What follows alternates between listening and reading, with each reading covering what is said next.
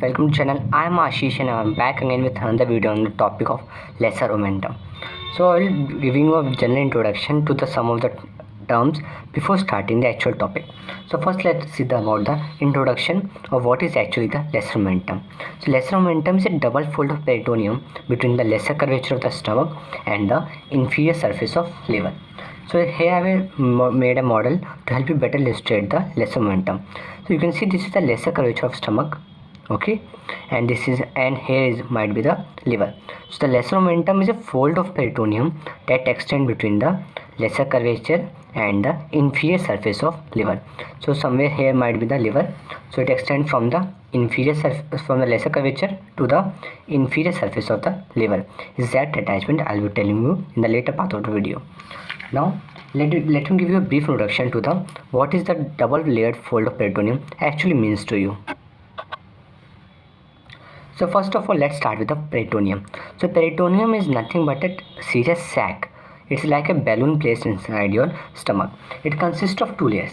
So suppose this is the compressed balloon. So suppose this was a balloon originally. It has now been compressed and consists of two layers. The two layers are the visceral layer and the parietal layers. What happens? This layer surrounds an organ. Some of the organs are completely surrounded by the peritoneum and some are partially covered and some are not covered. So we have divided the organs into different categories. That's the intraperitoneal, partially covered and retroperitoneal organs that I have already covered in the previous videos. Suppose this is the stomach. So the fold of peritoneum is present on the anterior surface. You can see on the anterior surface or along the lesser curvature or along the anterior surface as well as the posterior surface. So as you can see, as it moves away from the stomach, it joins and form a double layer fold of peritoneum. So now we have got two layers. Earlier one layer was covering the anterior surface and one layer was covering the posterior surface. But as soon as it move away from the stomach, it has formed a double layer fold of peritoneum which extends till the liver. So suppose this is the liver. So you can see, so here extends a double fold of peritoneum between the stomach and the liver, which is called the lesser momentum. So suppose there was a peritoneal layer covering the anterior surface and one more layer was covering the posterior surface.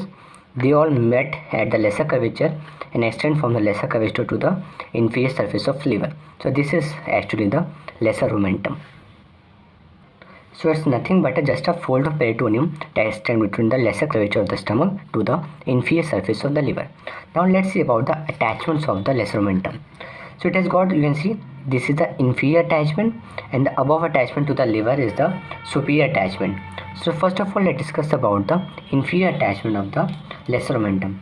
So inferiorly you can see it is attached along the lesser curvature, some part of the lower part of the esophagus and the first 2 centimeter of the duodenum. So suppose the pyloric part and over here, so you can see the first 2 centimeter of the duodenum has also made an attachment to the lesser momentum.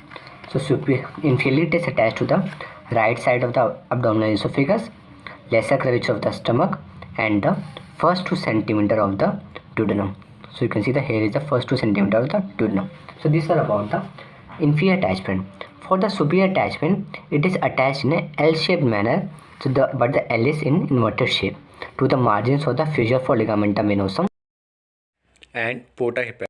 Really, it is attached in a L-shaped manner, but the L is in inverted shape. Okay, so superior it is attached in inverted L-shaped manner to the margins of the fissure for ligamentum venosum and the porta hepatis.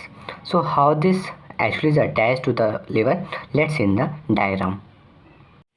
Here you can see a cadaveric image of the lesser momentum with the omental bursa is also clearly visible in this diagram. Now let's see a schematic diagram for the inferior surface of the liver. Here you can see the fissure for ligamentum venosum and the porta hepatis. So it is inserted along the fissure for ligamentum venosum in the porta hepatis in a L-shaped manner, but the L is in inverted shape because this is the inferior surface of the liver.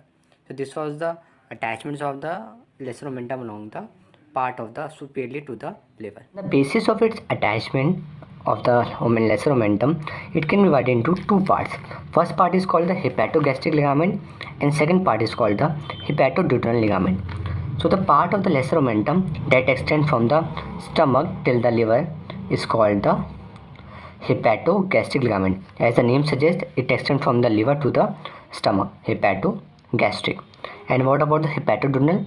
Part of the ligament that extends from the duodenum, first 2 cm of the duodenum to the liver is called the hepatoduodenal ligament. I hope it's very clear. So we can divide the lesser momentum into 2 ligaments. That's first one is called the hepatogastric, second one is the hepatoduodenal, depending upon its inferior attachment. Now let's see about the contents of the lesser momentum. For the contents of the lesser momentum, we divide the contents into 2 parts. First of all, the contents along the lesser curvature of stomach, and second along the right free margin of the lesser momentum. So there are some contents along the lesser curvature, as well as you can see there are a couple of contents along the right free margin. So this is the left margin of the lesser momentum and this is the right margin of the lesser momentum. So it is free and behind it is the lesser sac. So lesser sac communicates with the greater sac through the epiboloic foramen present along the right border of the lesser momentum. Epiboloic foramen video is already uploaded. Kindly check on it in the playlist section of our channel. So this is the right border of the lesser momentum which has some contents, and this is along the contents along the lesser curvature. So along the lesser curvature we have right and left gastric vessels and lymph nodes, and second is the branches of the left gastric nerve. I will be showing you a diagram in which the contents are very visible. First of all, let's see about the contents of the right free margin of the lesser momentum. So along the right free margin you can see 3 contents very clearly. One is the green content, this is the bile duct. Blue content is the portal vein, and the red content is the hepatic artery. So along the right free margin, the 3 contents are the hepatic artery, portal vein, and the bile duct. So 3 contents are the portal vein, hepatic artery, and bile duct are present anterior to the portal vein. So you can see the portal vein is located posteriorly, and anteriorly we have the 2 contents, bile duct and the hepatic artery. Apart from this, we have the autonomic nerves and lymph nodes. So lymph nodes are present both along the lesser curvature of the stomach as well as along the right free margins of the lesser momentum. So the contents are very simple. Along the lesser momentum, along the right free margins of lesser momentum, the 3 contents are the portal vein, which was located posteriorly, and anterior to it we had the hepatic artery as well as the bile duct. Then we have the autonomic nerves and the lymph nodes, and on the lesser curvature we have the right and the left gastric vessels and lymph nodes, and then the branches of the left gastric nerve. So let's see in the diagram the contents along the lesser curvature of stomach. In this diagram you can clearly see the contents of the lesser momentum along the lesser curvature of the stomach. So you can easily see the right and the left gastric vessels. So you can also notice the structure present along the right margin of the lesser momentum. That's the along the porta hepatis. The structures are the bile duct, the hepatic artery, and the portal vein. So in this diagram also the structures are very clearly visible. The green structures that are present are the lymph nodes. So lymph nodes are also present along the lesser curvature as along the right free margin of the lesser momentum. There is some peculiar feature of the right free margin of the lesser momentum, behind which there is the lesser sac. You can see where the fingers are being inserted. It's nothing but the right free margin of the lesser momentum, behind which is the lesser sac. It also forms the boundary of the epiboloic foramen. So epiboloic foramen video will be uploaded soon. In the diagram, the contents are very visible to you. So if you like the video, please hit the like button and do subscribe to our channel. Thanks for watching.